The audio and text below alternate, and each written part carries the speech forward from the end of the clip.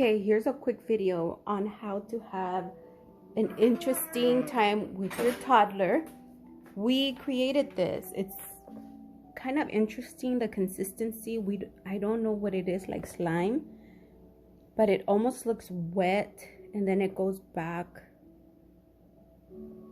to powder, and it's pretty cool. And he's been doing this for about 20 minutes. I have a 3-year-old, and it's been keeping him busy while I cook and cut up the veggies that we're gonna be using for dinner.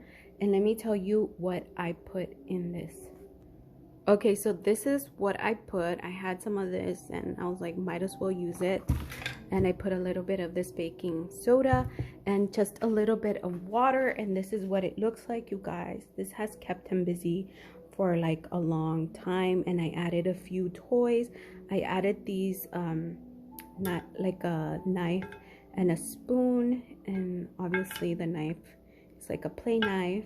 And this is so cool, you guys. You guys can have your toddlers do this, but make sure you guys do it in a place where you can sweep and mop the floor. Definitely a really nice sensory game to have them entertained for a while. I definitely recommend it, you guys. These have been amazing 30 minutes, let me tell you.